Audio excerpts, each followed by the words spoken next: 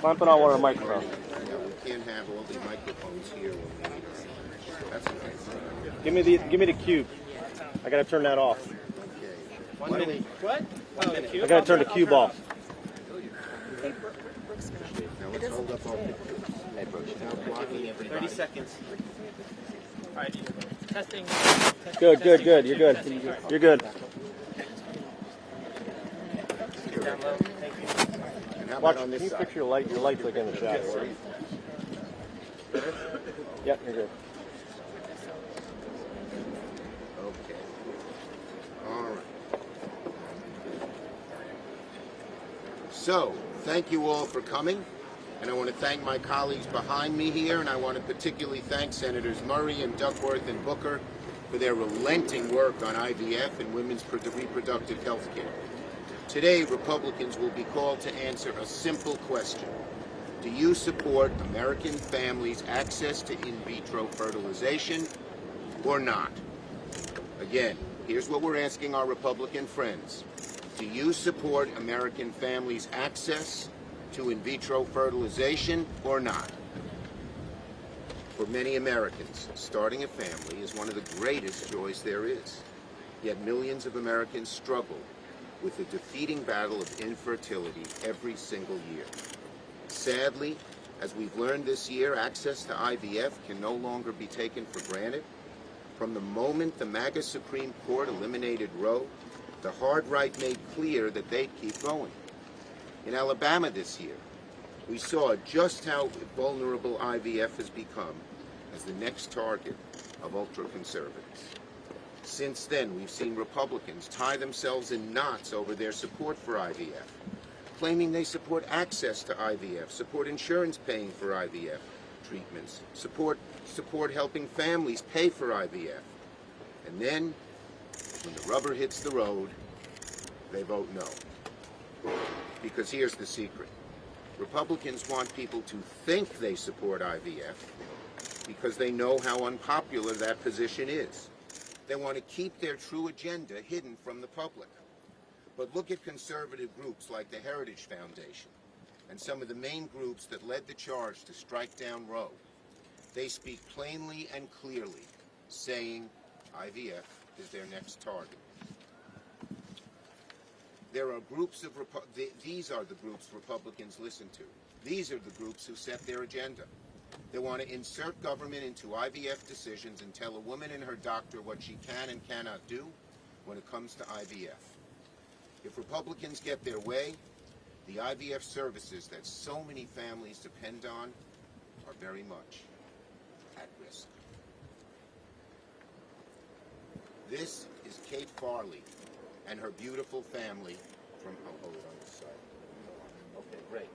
This is Kate Farley and her beautiful family from Irvington, New York. I brought Kate to the State of the Union as my guest. She was then 37 weeks pregnant.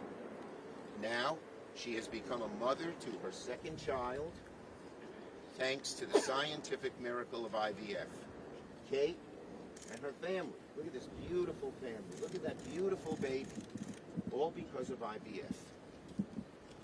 Kate cried when she heard the Alabama court decision, wondering how people could be so cruel to take away the right to a procedure she desperately needs to start a family. And I have some of Kate's empathy personally. I am the father of a beautiful grandchild because of the miracle of IVF. So, today we're working to make sure no kind of family has to face the obstacle that Kate and her family did, Kate Farley. And that's why today the Senate will vote again on the Right to IVF Act. It's time for Republicans to live up to their words. It's time to vote. If Senate Republicans vote no today and strike IVF protections down yet again, it'll be further proof that Project 2025 is alive and well. If people want to see how strong Project 2025's grip is on the GOP, the outcome of today's IVF vote will be very revealing. And yet, by all accounts, there's every reason in the world for senators to all vote yes today. Today's vote is a motion to reconsider. We're asking Republican colleagues if they believe this bill And protecting the very essence of IVF is worth debating. Republicans say they're pro-family. Well, there's nothing more pro-family than IVF. Our bill makes IVF a right for all. It would make insurance companies cover IVF, making it more accessible for millions more Americans to expend their families. And expanding insurance coverage for IVF is not a partisan issue. A survey from Pew Research showed 7 in 10 Americans say access to IVF is a good thing. Just 8% oppose it. 8%. We can't let the 8%, the hard right fringe, dominate our politics and dictate what we do. And despite all that, 3 months ago, nearly every Republican senator voted against protecting IVF in this chamber. Now, apparently, some of our Republican colleagues have forgotten about this vote. The junior senator from Oklahoma said there's never been a vote taken on protecting access to IVF. That's astounding. A vital protection for families nationwide, and Republicans can't even remember it. Well, today will jog Republican memories. So today, our Republican colleagues get their second chance, either to stand with American families that struggle with infertility, or stand with Project 2025 in the quest to roll back all reproductive freedoms. It's not hard. If Republicans truly care about American families, they should vote yes. Senator Murray. Well, thank you so much. Later today, we will be voting for the second time on our Right to IVF Act, a bill that protects the right to IVF nationally. It lowers the cost of IVF for families with stronger insurance coverage requirements, and it helps more veterans and service members get IVF. Last time, Republicans killed this bill, and Trump said nothing. Now he says he is a leader on IVF. Well, that tells me two things. First, he probably doesn't understand what IVF is. And secondly, he doesn't understand what leadership is. The only reason IVF is in jeopardy is because Donald Trump overturned Roe, something he has never stopped bragging about. Now Republicans in Congress are playing the same game, posturing as pro-family while voting down this bill to help families grow, pretending to support IVF while championing fetal personhood. But despite Republicans' record, their empty claims about IVF support are only getting more and more brazen. If Republicans are serious about supporting IVF, if Trump's promise to help families pay for it is more than just bluster, there is no reason we can't pass this bill into law and help a lot of people. Republicans need to realize families have been listening to what they say, and today they're going to be watching how they vote. My advice to Donald Trump and J.D. Vance and every Republican who wants to talk a big game about IVF and then refuse to show up, save your breath. Families don't want to hear that. If you only have false promises to offer couples who have faced heartbreak after heartbreak trying to grow their families, stop talking. If you only talk about childless people when you need a political punching bag on right-wing podcasts, stop talking.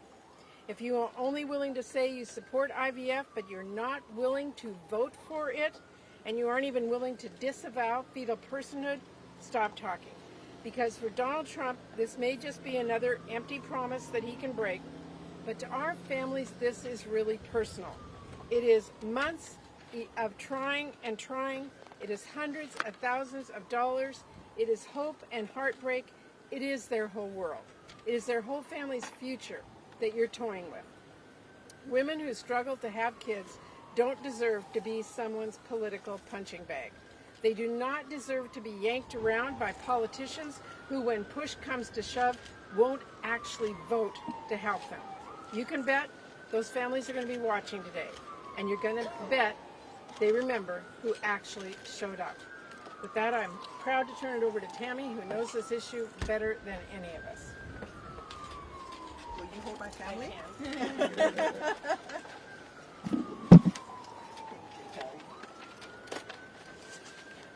Thank you, Patty. Thank you, Leader Schumer. As you can see, this is my family, and my girls have very different personalities, as you can tell from the photo. And this morning, I got to pack their lunch boxes, and it sounds mundane, I know, getting up and packing your kid's lunchbox and going through the drop-off line at school. But when I spend just a second thinking about it, even that kind of everyday moment with my girls isn't really mundane at all. It's a miracle.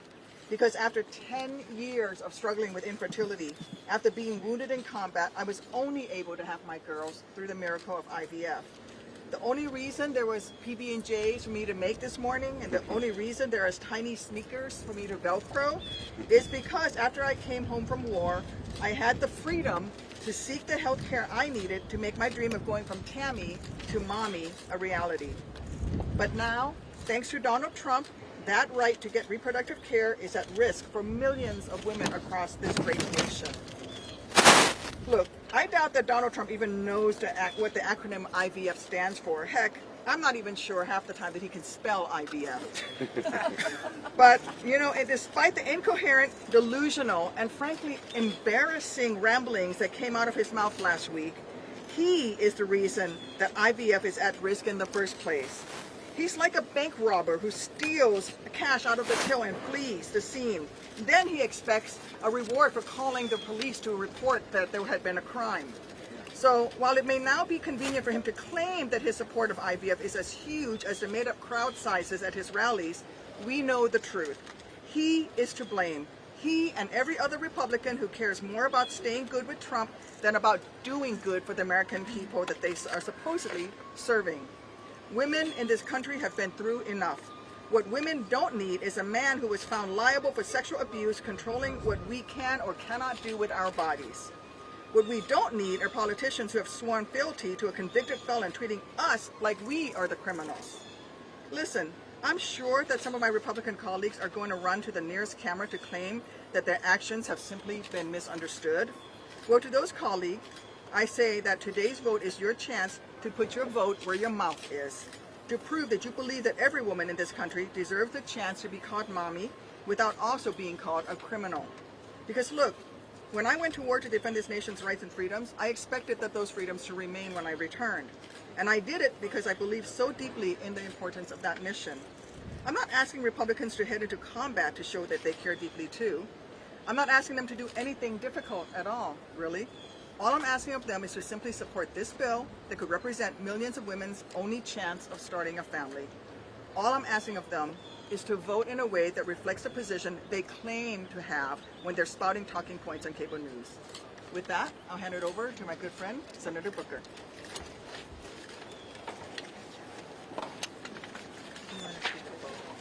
Oh, you want to see the photo?